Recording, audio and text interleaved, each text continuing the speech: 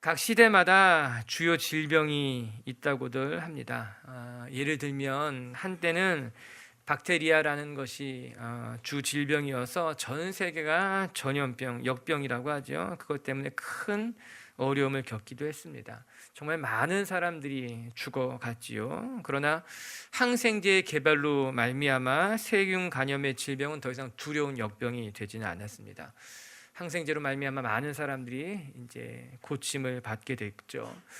그 다음에는 바이러스로 말미암아 또 많은 사람들이 목숨을 잃었다고 합니다. 그러나 면역학적 기술의 개발로 더 이상 바이러스로 말미암아 인류가 무너지는 일은 없었다. 질병이 발견되지는 않았다라고 하는 거예요. 그것 또한 감사한 일이죠. 또 지금도 물론 힘들어하는 분들이 많이 있지만 한때는 암이라고 하는 것이 참 두려운 병이었습니다. 우리 교회도 투병하시는 분들이 있고 또 우리가 기도하는 중에 있기도 하고요. 그런데 또 이 암이라고 하는 것도 약 75% 완치 판정을 받는 분들이 또 계십니다. 그래서 우리가 더 기도해야만 하는 것이죠. 과거에는 감당하기 힘든 병들이었지만 이제 하나씩 하나씩 그런 병들이 지나가고 있는 것 같아요. 그러면 21세기를 살고 있는 지금은 어떤 질병이 우리를 가장 힘들게 하는 것일까? 학자들은 여러 가지 질병에 대해서 이야기하고 있지만 그 중에 가장 두려운 병 중에 하나는 이제 마음의 병이 될 것이다. 그렇게 이야기하더라고요. 우울증, 주의력 결핍 혹은 과잉 장애, 공황 장애 등 이 마음의 질병이라고 하는 것이 육체 질병만큼 아니면 그보다 더 위험한 무서운 병으로 우리의 삶을 무너뜨리게 된다라고 하는 것입니다. 이런 마음의 질병은 우리의 마음을 무기력하게 만들기도 합니다. 또한 평범한 삶을 살아가는데 어려움을 주기도 합니다. 이 마음의 질병으로 말미암아 가족 간의 관계가 깨어지기도 하고 또 사랑하는 사람들을 잃기도 하게 되는 것, 우리가 우리 주변에서 어렵지 않게 발견하게 되는 것이에요. 몸의 건강도 중요하지만 어쩌면 마음의 건강이 더 중요한 것이 아닌가 그런 생각도 하게 되지요. 외상이야 치료하면 되잖아요. 수술을 받거나 병원에 가거나 약을 먹으면 되는데 이 마음이 상하게 되면, 마음이 병들게 되면 치료하는 것이 쉽지 않다라고 하는 것입니다. 또한 우리의 삶이 아무리 풍요롭다 할지라도, 흔히 말하는 것처럼 내가 돈이 많고 남부러울 것이 없다 하더라도 마음의 질병을 얻게 되면 그 모든 것들이 의미 없어지기 시작하게 되는 거예요. 그래서 이 마음의 질병이 힘든 것이죠. 저는 오늘 이 자리에 찾아온 성도님들 축복합니다. 여러분 몸만 건강한 것이 아니라 마음도 건강하시고 여러분의 심령이 건강한 분들이 되길 주님의 이름으로 축복합니다. 우리의 삶에 하나님의 은혜가 있어야 되는 거예요. 우리 안에 두려움, 걱정, 근심이 우리의 마음을 지배하는 것이 아니라 우리 속에 하나님이 주시는 평안함, 위로, 그런 것들이 참된 복이 아닌가 그런 생각하게 되는 거지요. 오늘 우리가 정말 짧은 구절을 읽었습니다. 그런데 이 짧은 구절에 가장 많이 반복되는 단어가 무슨 단어일 것 같습니까? 피곤하다라고 하는 단어인 거예요. 무려 매 절마다 피곤하다라는 말이 반복되어져 있습니다. 비슷한 단어, 예를 들면 곤비하다, 이런 단어까지 다 포함해서 세보면 거의 7번, 8번 등장하는 단어가 이 피곤하다라고 하는 단어인 것입니다. 대단히 많이 등장하게 되는 것이죠. 그도 그럴 것이 오늘 성경의 배경이 어떠한가? 이스라엘 백성들이 바벨론 포로로 잡혀 있을 때에 하나님께서 그들에게 해주신 말씀이었던 겁니다. 바벨론 포로로 잡혀갔던 그들의 마음이 얼마나 어렵고 힘들었겠는가라고 하는 거예요. 그들 중에 어떤 사람들은 고된 노역을 감당해야만 했을 수도 있습니다. 또 어떤 사람들은 힘든 노동을 하지는 않았지만 마음은 여전히 불안한 상태, 두려운 상태로 매일매일을 살아갈 수밖에 없었겠지요.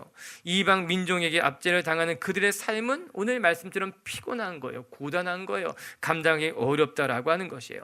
그래서 하나님 눈에 보시기에 이스라엘 백성들의 삶을 한마디로 말하면 그들의 삶이 곤고하구나, 그들의 삶이 피곤하구나, 그래서 오늘 피곤하다는 말, 공고하다는 말로 가득한 겁니다. 그들의 상황인 거예요. 이런 절망적인 상황에서 하나님이 이사야 선지자를 통해서 이스라엘 백성들에게 말씀하고 계신 것이지요. 무엇이라 말씀하시는가? 피곤한 너희들에게 새 힘을 주길 원한다라고 하는 거예요. 오늘 우리가 말씀을 읽기 전에, 묵상하기 전에 먼저 기억해야 될 것은 하나님은 고단한 피곤한 우리의 삶에 새 힘 주시기를 원하는 하나님이라고 하는 거예요. 전 여러분이 이 하나님을 만날 수 있게 되길 주님의 이름으로 축복합니다. 우리 27절을 같이 한번 읽어볼까요? 이렇게 시작됩니다. 시작. 야곱아 어찌하여 내가 말하며 이스라엘아 내가 이르기를 내 길은 여호와께 숨겨졌으며 내 송사는 내 하나님에게서 벗어난다 하느냐. 현재 이스라엘 백성들에게 가장 큰 문제가 무엇인가? 그것은 그들이 하나님께 생각하기를 하나님이 나의 기도를 들으시지 않는다라고 생각했다라고 하는 거예요. 하나님이 나의 형편을 살펴보지 않는다고 그들이 생각했다라고 하는 것이에요. 이들이 처한 형편이, 즉 바벨론의 포로로 붙잡혀 갔던 것도 그들의 삶에 참 큰 어려움이지만 그것보다 더 큰 문제는 그들 마음 가운데 믿음을 잃어버렸다라고 하는 겁니다. 하나님이 이제 내 기도를 안 듣는 것만 같아. 하나님이 더 이상 너의 귀를 기울이지 않는 것만 같아. 일종의 이스라엘 백성들이 패배감에 사로잡혀 있었다라고 하는 거예요. 여러분, 이럴 때가 사실 제일 위험한 때인 거예요. 마치 몸이 아프면 고치면 되지만 마음이 아플 때 더 위험한 것 같이 신앙을 잃어버리는 것이 더 큰 어려움이 됐다라고 하는 것입니다. 여러분, 그들의 형편도 어렵지만 그들의 마음 가운데 하나님에 대한 섭섭한 마음이 든 거예요. 아무리 기도해도 소용이 없는 것만 같은 생각이 그들의 마음을 붙잡고 있었다라고 하는 것입니다. 이것이 더 큰 위기가 됐다라고 하는 것이에요. 맞아요. 우리의 삶의 진짜 위기는요, 몸이 아플 때가 아니에요. 물론 몸이 아프면 힘들어요. 우리의 삶이 어려운 형편에 처해지게 되면 우리가 감당하기 힘들어요. 그러나 우리 속에 소망이 잃어버리게 되면, 우리 속에 믿음을 잃어버리게 되면 기도해도 소용이 없어. 우리가 하나님을 찾아도 하나님이 응답하지 않을 거야. 이런 신앙의 패배감에 사로잡히게 되면 그것이 더 위험할 수 있다라고 하는 것이에요. 오늘 여러분을 먼저 축복하고 싶어요. 여러분 마음 가운데 하나님께서 더 이상 내 기도 듣지 않으실 것만 같아. 하나님 앞에 섭섭해. 그런 분들이 있다면 오늘 묵상하는 말씀을 통해서 지금도 여러분을 붙들고 여러분 곁에 찾아와 계시는 하나님을 만날 수 있게 되기를, 여러분에게 정말 새 힘 주시기를 원하는 하나님을 만날 수 있는 시간이 되길 주님의 이름으로 축복합니다. 그러면 피곤한 이스라엘 백성, 우리들에게 하나님이 무엇이라 말씀하시는가? 우리가 세 가지만 짧게 보도록 하겠습니다. 하나님 눈에 그들은 피곤했어요. 고단했어요. 곤고한 삶이었어요. 그들에게 하나님이 무엇이라 말씀하시느냐? 첫 번째, 하나님을 앙망하는 자가 되어야만 내가 감당할 수 있다는 거예요. 우리 31절이 오늘 말씀의 결론입니다. 우리 31절을 같이 한번 읽어볼게요. 시작. 오직 여호와를 앙망하는 자는 새 힘을 얻으리니 독수리가 날개치며 올라감 같을 것이요 다른 박질하여도 곤비하지 아니하겠고 걸어가도 피곤하지 아니하리로다. 맨 마지막에 결론에 무엇이라고 나옵니까? 피곤하지 아니하리라. 피곤에 사로잡혀 있는 그들에게 하나님이 말씀하시는 거예요. 아니야, 피곤하지 않을 거야. 아니야, 힘들지 않을 거야. 그러면 그 주어가 어디 있는가? 31절 제일 처음에 보면 오직 여호와를 앙망하는 자는, 여기에 밑줄을 그는 거예요. 그래서 앞과 끝을 연결하는 거예요. 오직 여호와를 앙망하는 자는 맨 마지막에 피곤하지 아니하리라. 이것이 오늘 말씀의 주제라고 하는 거예요. 결론이라고 하는 것입니다. 우리가 먼저 살펴봐야 되는 것이에요. 하나님을 앙망하는 자만이 피곤하지 않답니다. 그러면 앙망한다는 것이 무엇일까? 우리가 그것을 알아야겠지요. 단순하게 말하면 그것은 하나님을 바라본다는 거예요. 참을성을 가지고 하나님의 응답을 기다린다, 이런 뜻도 가지고 있는 거예요. 히브리서 원어를 찾아보게 되면은 어떤 말씀이었는가? 재미있게도 이 단어의 원래 뜻은 비틀어서 하나로 묶어놓는다 라는 뜻에서부터 나온 단어인 거예요. 여러 가지 물건을 하나로 묶을 때 그것을 비틀어서 단단하게 묶어놓는 모습에서 이 앙망한다라고 하는 단어가 유래됐다라고 하는 것이죠. 어떻게 보면 잘 이해가 가지 않습니다. 바라본다고 하는 말, 기다린다고 하는 말이 왜 비틀어서 묶어놓는다는 단어에서부터 유래된 것일까? 그런데 이렇게 생각하면 이해하기가 쉽습니다. 여러분, 우리가 무엇인가를 간절히 바랄 때 우리의 몸이 베베 꼬인다, 이런 말 하지 않습니까? 그냥 가만히 기다려봐. 왜 자꾸 몸을 베베 꼬는 거야? 우리 이렇게 말하잖아요. 즉 우리 속에 간절함이 있을 때 우리가 안절부절하지 못하는 거예요. 우리의 몸이 배에 꼬이기도 하며 우리의 몸을 비틀 정도로 간절히 기다리는 경우가 있다라고 하는 것이죠. 그래서 이사야 선지자가 다른 곳에서 이렇게 표현한 말씀이 나와요. 38장 14절에 보면 자막을 통해 같이 한번 읽어볼게요. 나는 제비같이 핫같이 지적이며 비둘기같이 슬피 울며 새어들어 악망하나이다. 여기 이사야가 악망하다이다 이렇게 말할 때 무엇이라 말합니까? 마치 제비같이 핫같이 쥐적이며 비둘기같이 슬피 울면서 내 눈이 쇠하도록 내가 주님을 악망하나이다 이렇게 이야기하고 있는 거예요. 즉 얼마나 간절한지 내 눈이 쇠하도록 악망하는 거예요. 내 몸을 비틀면서 지적이면서 울면서까지 하나님을 기다리는 모습이 오늘 이사야가 이야기한 악망한다라고 하는 뜻이라고 하는 거예요. 맞아요. 사랑하는 성도 여러분, 우리가 하나님을 악망한다고 하는 것은 그냥 가만히 머물러 서서 주님을 바라보는 것이 아니라 간절한 마음을 가지고 끝까지 참고 견디면서 하나님의 응답을 기다리고 있는 것, 그것이 악망한다라고 하는 거예요. 그냥 되면 좋고 안 되면 어쩔 수 없지 이런 식의 기다림이 아니라 하나님 저에게 반드시 응답하셔야만 합니다. 하나님 저를 반드시 도와주셔야만 합니다. 이렇게 간절한 마음으로 기다리는 것이 악망한다라고 하는 것이에요. 그리고 오늘 성경은 약속하기를 내가 하나님을 악망할 때 간절히 참고 견디며 기다릴 때에 너는 피곤하지 않을 것이야, 고단하지 않을 것이야, 하나님이 새 힘을 주실 것이다 이야기하고 있다라고 하는 것이에요. 사랑하는 성도 여러분, 우리가 하나님을 기다리되 정말 간절한 마음으로 하나님을 악망할 수 있게 되길 주님의 이름으로 축복합니다. 이때 우리가 한 가지 짚고 넘어가야 할 것이 있는데 그것이 무엇인가 하면 우리가 하나님을 악망해야 된다라고 하는 거예요. 악망한다라고 하는 동사에만 의미를 두는 것이 아니라 무엇을 악망해야 되느냐? 오늘 성경은 이렇게 이야기하고 있잖아요. 오직 단 여호와만을 악망해라. 즉 세상을 악망한다고 해서 우리의 목마름이 사라지느냐? 그렇지 않다라고 하는 거예요. 성경은 세상을 악망하는 것이 아니라 세상을 향해 목말라 하는 것이 아니라 하나님을 기다리고 하나님을 악망해야 된다라고 하는 것이에요. 맞아요. 여러분, 세상을 갈망해도 세상의 것들로 채우려고 하여도 우리의 목마름이 사라지지는 않습니다. 여러분, 아무리 갈증이 난다고 해서 바닷물을 마시지 않잖아요. 오히려 바닷물을 마시게 되면 우리의 몸에 탈수 현상이 일어나게 되는 것이죠. 바닷물에는 염분이 있기 때문에 지금 당장은 갈증이 해소될 것만 같지만 이 염분으로 말미암아 우리 몸에 삼투압 현상이 나타나는 거예요. 오히려 우리 안에 있는 수분이 바깥으로 빠져나가게 돼서 큰 봉변을 당할 수도 있다라고 하는 것이죠. 그렇기 때문에 바다에서 일하시는 분들은 아무리 목이 말라도 갈증이 나도 바닷물은 그냥 마시지 않는 법입니다. 우리가 세상을 악망한다는 것은 크게 다르지 않은 것이에요. 세상의 성공을 갈망하면 갈망할수록 오히려 우리의 목마름이 더해진다라고 하는 거예요.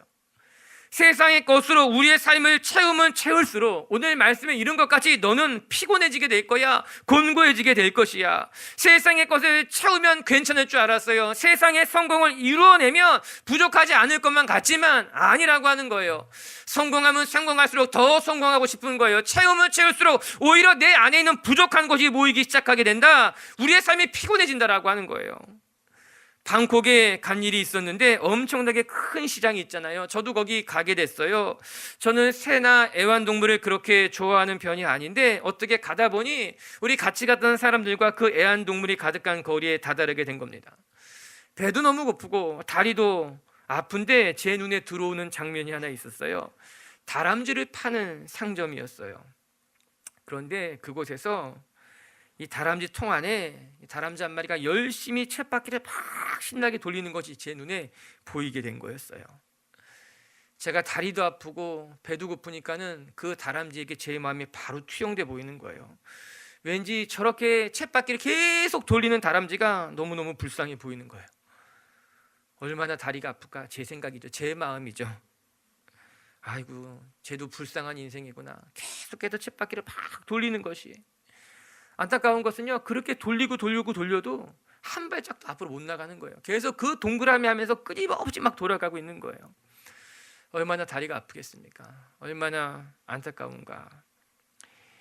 우리가 오늘 이사야서 말씀을 보는데 이사야서와 함께 유명한 선지자가 예레미야라고 하는 사람이 있어요. 예레미야가 이런 말 한 게 있습니다. 예레미야 2장 13절에 보면요, 자막을 통해 같이 볼게요. 시작.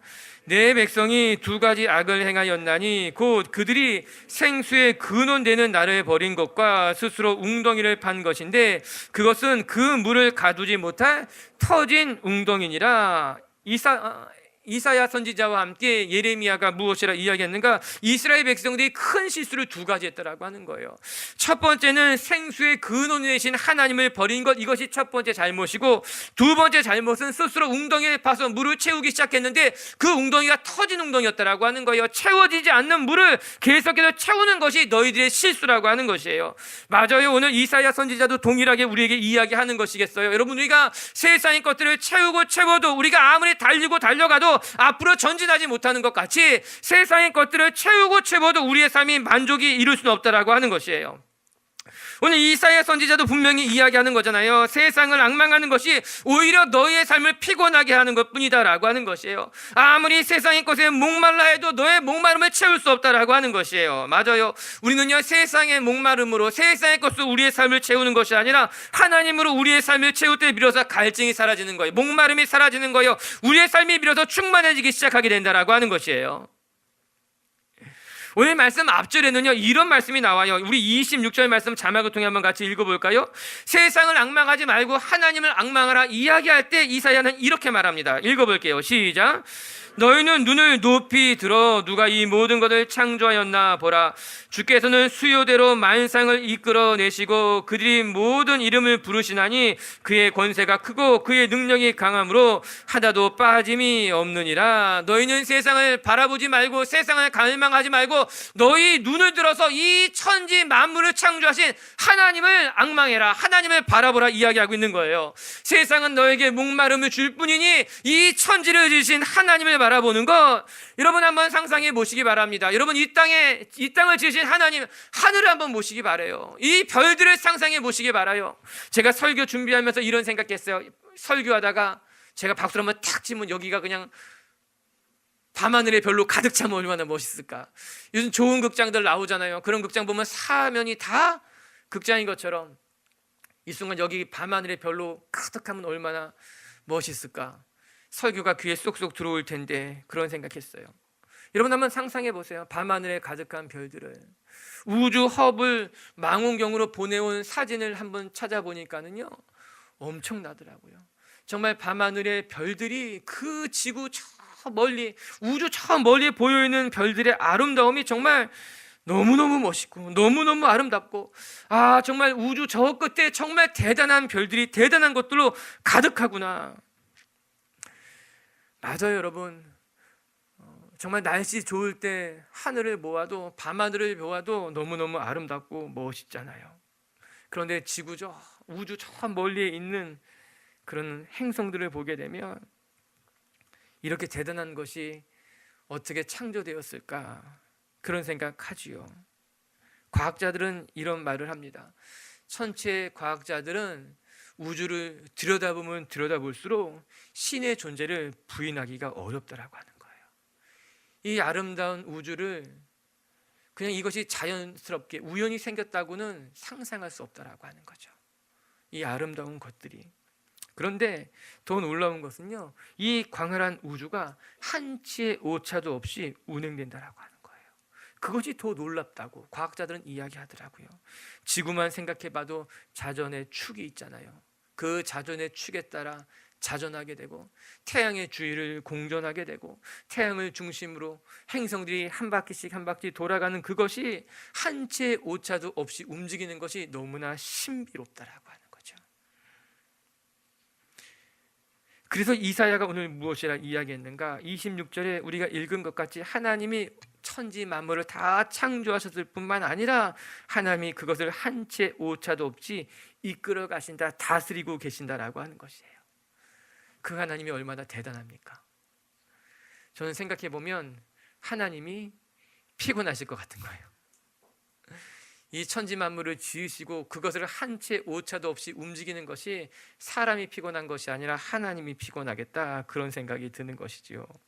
그러나 하나님은 피곤하지 않아요. 하나님은요, 전지하신 하나님은 말씀으로 이 천지 만물을 지으시고 말씀으로 이 세상을 움직여 가고 계신 분이 우리 하나님이라고 하는 거예요. 그리고 이사야 선지자는 우리에게 이야기해줘.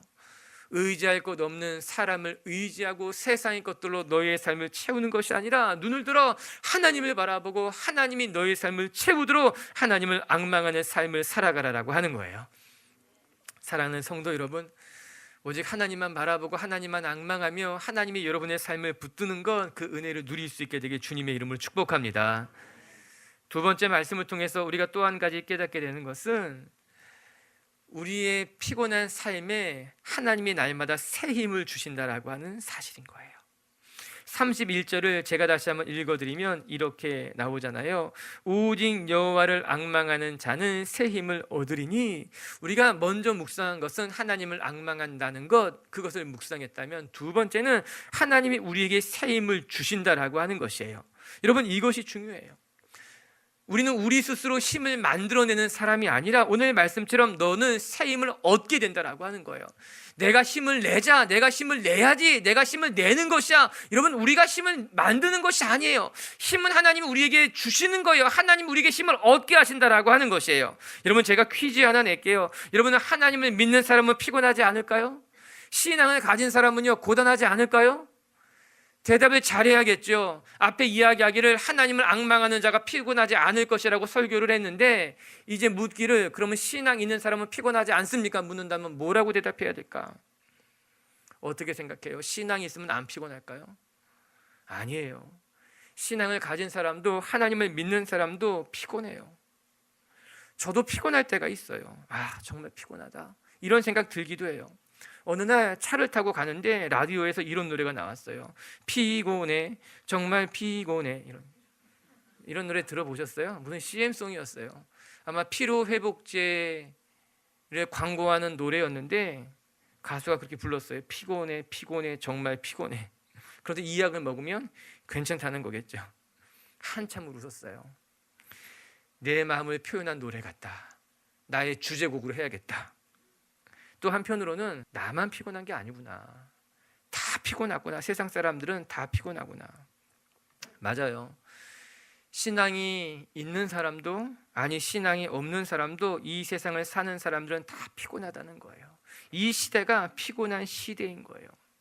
과도한 경쟁으로 우리를 몰아가고 있잖아요. 지면 안 돼, 지금 늦어지면 너는 끝이야. 우리 안에 그런 두려움이 있는 거잖아요. 끊임없이 일을 해야 돼. 잠시라도 쉬면 어떡해? 우리 쉴 틈이 없다라고 하는 것이에요. 이 세상이, 이 시대가 우리를 끊임없이 그렇게 몰아가고 있는 거죠. 그래서 한병철이라고 하는 철학자는 이 시대를 가리켜서 피로사회다, 이런 책을 쓰기도 했어요. 우리 모두가 피곤한 시대 속에, 피로한 사회 속에 살아가고 있다라고 하는 거예요. 그런데 큰 차이가 있는 거예요. 그것이 무엇인가? 믿는 사람이든 믿지 않는 사람이든 이 시대를 살아가는 모든 사람들은 피곤할 수밖에 없지만, 그러나 하나님을 앙망하는 사람에게는 하나님이 새 힘을 주신다라고 하는 거예요. 이 점이 차이점이 있는 거예요. 이 세상 살아가는데 어떻게 안 피곤하겠습니까? 어떻게 안 지치겠습니까? 믿는 사람이든 믿지 않는 사람이든 다 지치기 마련이지만, 그러나 하나님을 앙망하는 사람에게는 하나님이 새 힘을 그에게 공급해 주신다라고 하는 거예요. 감당할 만한 힘을 주신다라고 하는 거예요. 어려운 일을 만나도 그것을 이기게 감당하게 하신다라고 하는 거예요. 그래서 하나님의 사람은요, 지치기도 해요, 넘어지기도 해요. 그러나 하나님의 사람은 다시 일어날 수 있는 힘을 얻게 된다라고 하는 거예요. 피곤하여 지쳐도 낙심해도 다시 우리 마음 가운데 하나님이 주는 용기가 일어나게 되어 있다라고 하는 것이에요. 여러분, 자동차를 한번 생각해 보시기 바랍니다. 아무리 비싼 차라 할지라도 기름을 넣지 않고는 달릴 수가 없다라고 하는 거예요. 내가 정말 좋은 차를 샀어, 그렇다고 해서 기름 없이 달릴 수 있겠어요? 여러분, 가솔린 차는요, 기름을 넣어야 돼요. LPG 차는요, 가스를 넣어야 돼요. 아무리 비싼 차, 전기차가 나와도 충전해야 되는 것 아니겠습니까? 이렇듯 모든 차는요, 연료가 필요한 거예요. 많이 달리고 난 다음에는, 연료가 떨어지고 난 다음에는 연료를 넣어야지만, 충전해야지만 또 달릴 수 있다라고 하는 거예요. 연료가 다 떨어졌음에도 불구하고 내 차는 좋은 차니까 괜찮을 거야, 충전하지 않아도 돼, 아니라고 하는 거예요. 맞아요. 우리의 삶이 피곤할 수 있어요. 지칠 수 있어요. 그러나 중요한 것은 내 삶이 피곤했을 때, 지쳤을 때 새 힘을 공급받는다면 우리가 그 삶에 다시 일어날 수 있다라고 하는 것이에요. 성경은 이야기하고 있는 거죠. 하나님을 의지하는 자에게는 그의 삶이 고단해지고 피곤해지고 지칠 때에도 하나님이 그때마다 하나님의 힘을 공급해 준다라고 하는 거예요. 필요한 양만큼 채워준다라고 하는 거예요. 그래서 감당할 수 있게 만든다라고 하는 거예요. 여러분들에게도 이 은혜, 하나님이 주시는 공급하시는 힘, 위로, 능력이 있게 되길 주님의 이름으로 축복합니다. 오늘 말씀을 자세히 한번 들여다보시기 바랍니다. 30절에는요 이런 말씀이 나와요. 읽어볼게요. 시작. 넘어지며 쓰러지되, 여러분 소년이라도 피곤해지고 곤비해진다라고 하는 거예요. 아무리 힘이 센 장정이라도 살다 보면 넘어지게 되어 있다라고 하는 것이에요. 젊은 사람은 다르죠. 피곤하지 않아요. 밤새 놀고도 아침에 일어나서 출근합니다. 그렇게 며칠을 해도 끄떡이 없어요. 제가 전에 있을 때 청년부를 섬기다가 이제 대학부를 맡아서 담당하게 돼서 대학부를 갔는데, 이 대학생들은 감당이 안 되는 거예요.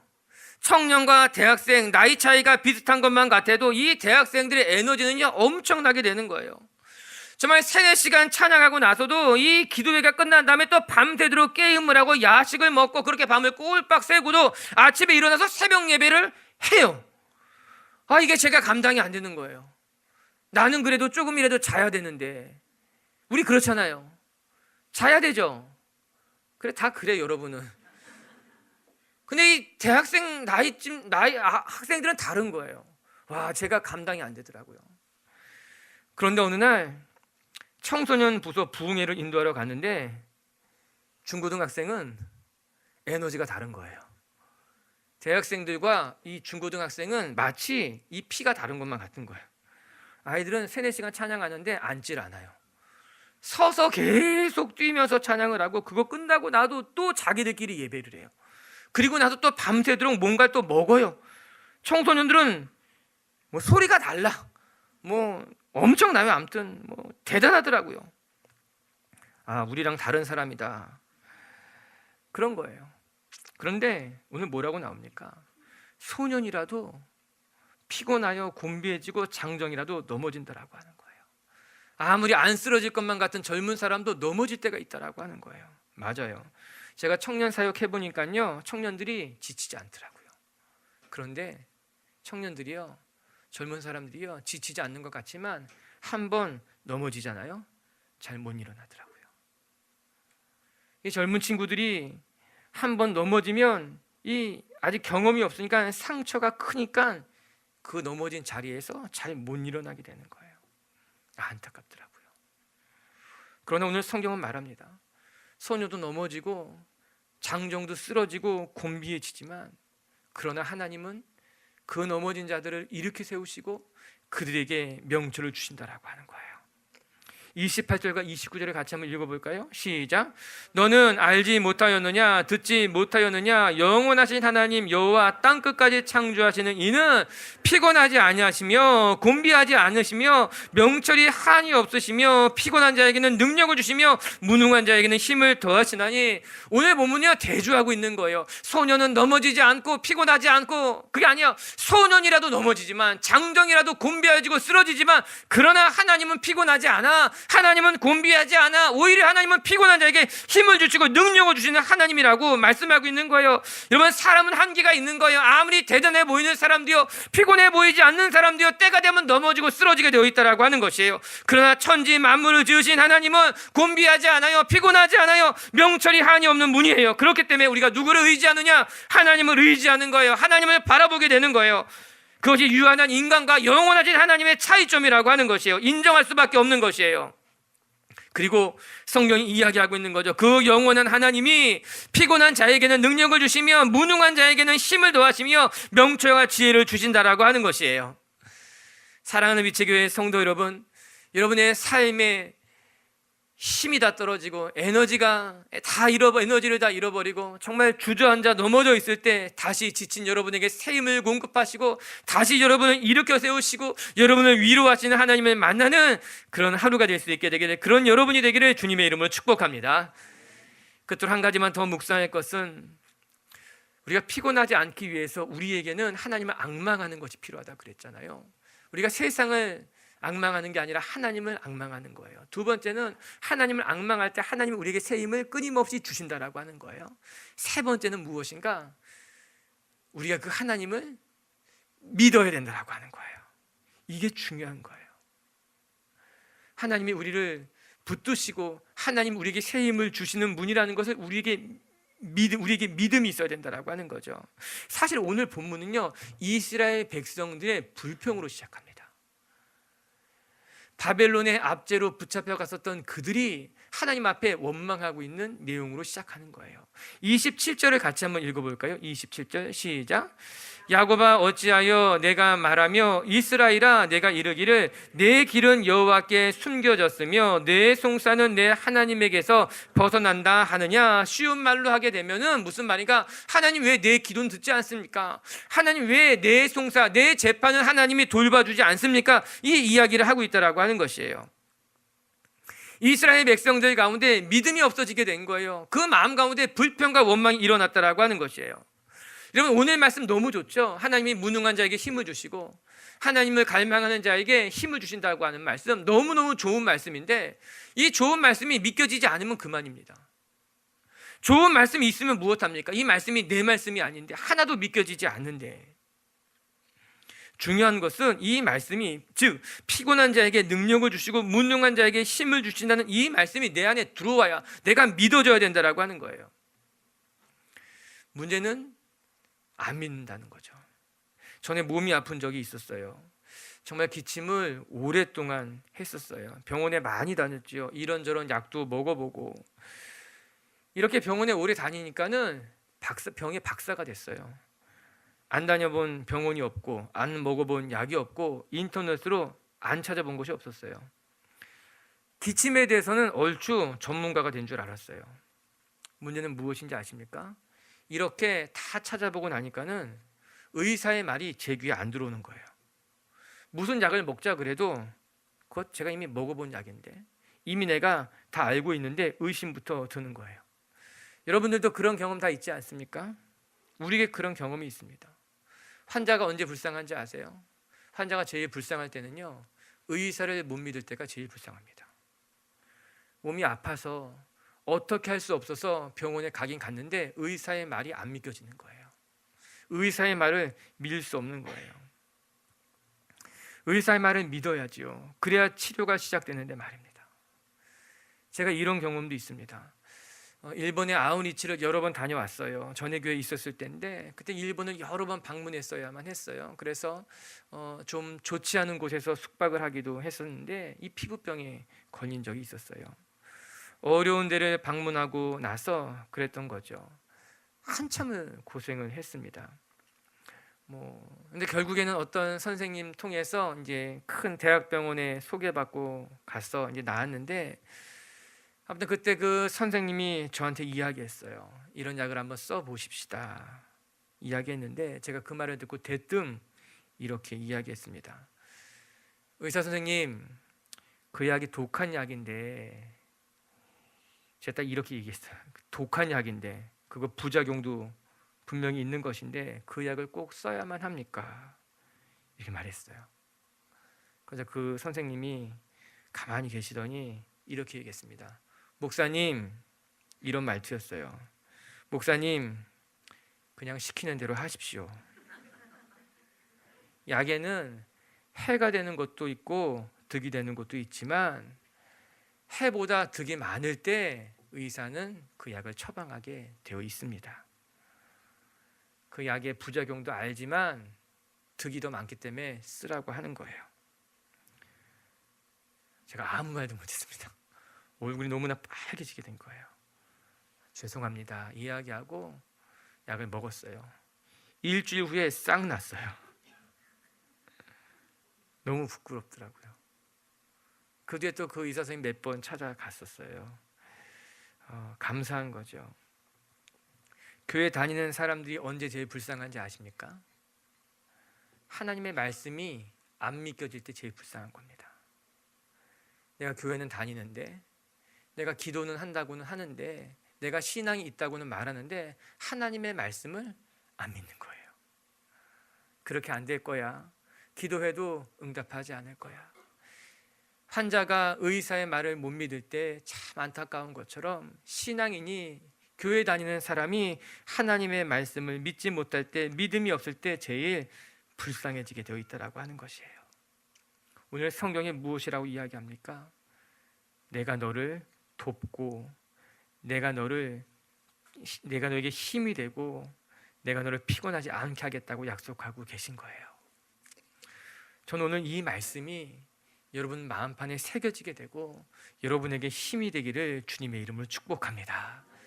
성경은 분명히 이야기하고 있습니다. 피곤한 이 시대를 사는 우리들에게 소년이라도 피곤하며 곤비하고 장정이라도 넘어지지만 오직 여호와를 앙망하는 자는 새 힘을 얻게 될 것이니, 우리의 하나님은 피곤한 자에게는 능력을 주시고 무능한 자에게는 힘을 더하시는 분이시다. 이 말씀이 여러분에게 위로가 되고 힘이 되고, 이 말씀을 붙들고 이 힘든 시대를 잘 살아나갈 수 있는 하나님의 사람들이 되기를 주님의 이름으로 축복합니다. 말씀을 정리하십시다. 오늘 말씀 보면서 몸이 아픈 것보다 더 슬픈 것은 우리의 마음이 질병을 얻을 때가 아닌가, 그런 생각해 보게 됩니다. 마음이 병들면 모든 것이 힘들게 되는 것이에요. 저는 이 시대를 살아가는 우리 빛의 교회 성도들이 몸도 건강하시고 또 마음도 건강한 사람이 되어서 피곤한 삶을 잘 감당하시는 분들이 되길 주님의 이름으로 축복합니다. 첫 번째 기억합시다. 하나님을 앙망하는 자가 피곤하지 않다 이야기하고 있는 거예요. 세상을 갈망하는 것이 아니라, 세상의 것들로 여러분의 목마름을 채우려고 하는 것이 아니라 오직 하나님만을 앙망하며 하나님만을 바라보며 그렇게 신앙생활 할 수 있는 여러분 되길 주님의 이름으로 축복합니다. 그리고 두 번째, 성경은 피곤에 지친 우리들에게 하나님이 날마다 새 힘을 새롭게 공급해 주신다고 이야기하고 있어요. 지쳐도 괜찮아요. 쓰러져도 괜찮아요. 하나님을 믿는 사람들은 다시 새 힘을 주시고 다시 일어나게 하실 거예요. 오늘 여러분이 그 은혜를 경험할 수 있게 되길 바랍니다. 세 번째, 우리 그 말씀을 있는 그대로 믿으십시다. 믿으면 역사가 나타나게 되어 있습니다. 아멘. 찬양 하나 같이 하고 우리 기도합시다.